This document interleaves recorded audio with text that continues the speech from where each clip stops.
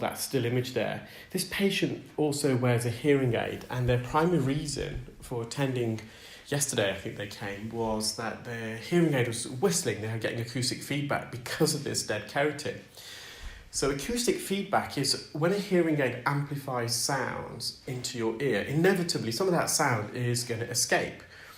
If too much of that sound escapes, it re-enters the hearing aid microphone, which means the hearing aid re-amplifies that sound that it's already amplified. And then you can guess what happens next. That re-amplified sound enters the ear, it escapes back out of the ear, and it enters the microphone again. And before you know it, we've got a feedback loop. So the hearing aid's constantly re-amplifying sound that it's already amplified. And that causes the hearing aid to squeal and feedback. You can compare it to if you're having a karaoke and someone's too close to the speaker, you get that feedback then as well. It's very similar in nature. And of course, when you've got earwax or any sort of blockage in the ear, so in this case, this patient hasn't got earwax, it's dead keratin that hasn't migrated. The sound hits the keratin, it reflects back out. And even if you've got a really tightly fitted ear mould that traps the majority of the sound in, inevitably when you open and close your jaw, your ear canal widens and it allows some sound to escape. So we've got the occlusion out, we've got the blockage out, but you can see there's all this dead keratin coating the canal wall.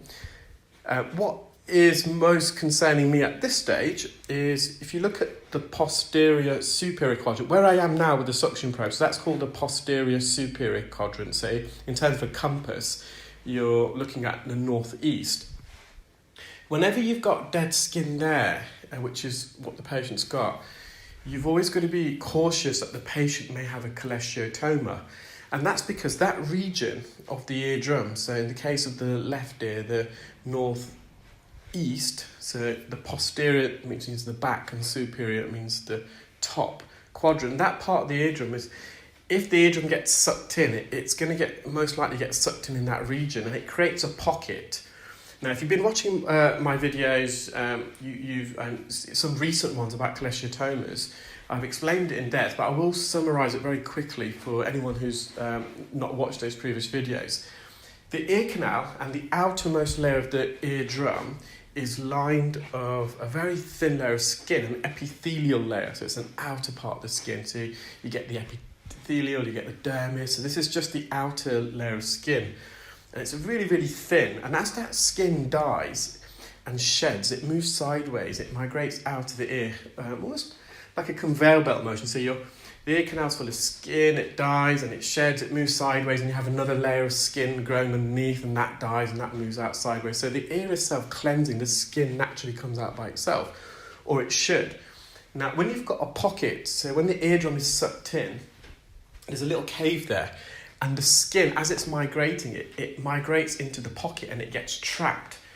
And if that skin is trapped and it doesn't migrate, that plug of skin is going to get bigger and bigger, and it's going to get infected.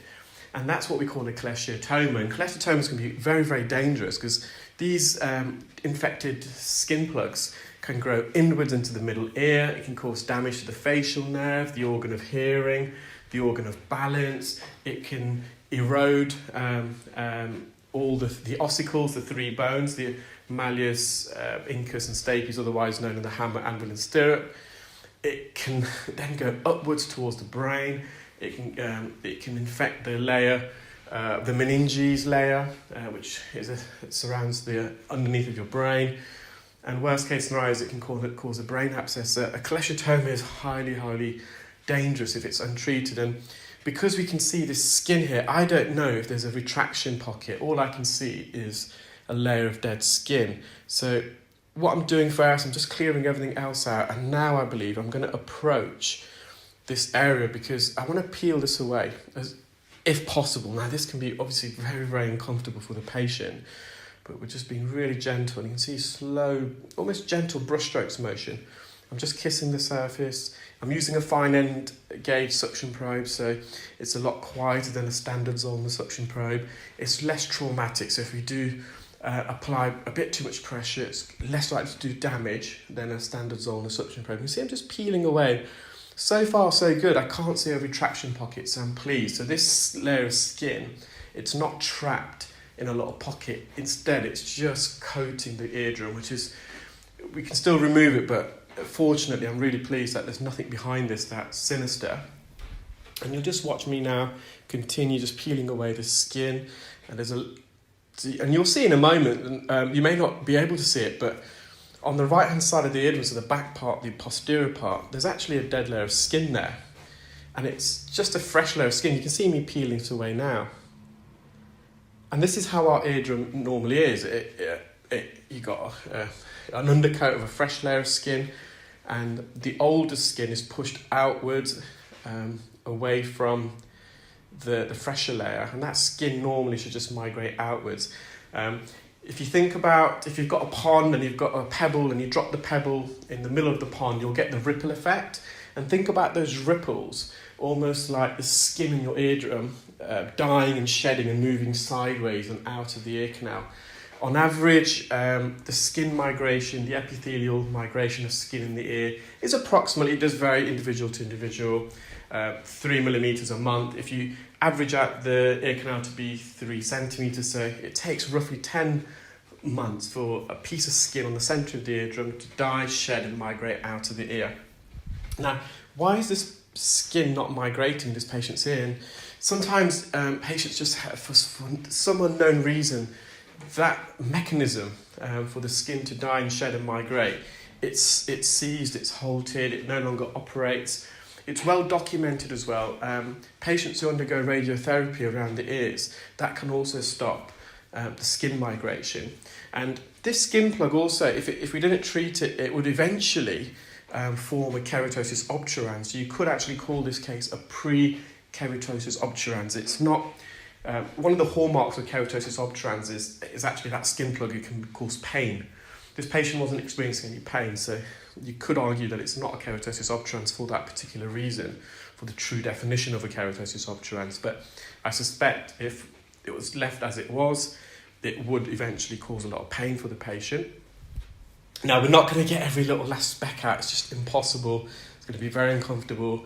There's a bit of a widening there as well, as you see, and that is a hallmark of keratosis obturans, a bit of a widening of the ear canal, but it's probably pre or grade 1 keratosis obturans. And as I said, for me, the main thing was that there's no retraction pocket at the top right-hand corner of the eardrum, no evidence of a cholesteatoma formation. We're just not going to get all this skin out. That's just unfortunate. This is this patient's ear. This is their ear. There's no real treatment per se, and they just need regular cleaning. And you're just going to again get this dead skin flakes that's just not going to migrate out the ear. Otherwise, it's a nice healthy eardrum. You've got a slight tympanosclerotic patch on the left-hand side. That's the skin plug. You can see it's almost white in appearance, very mushy in consistency, very bouncy. That's the word I was looking for. Very spongy. That's an even better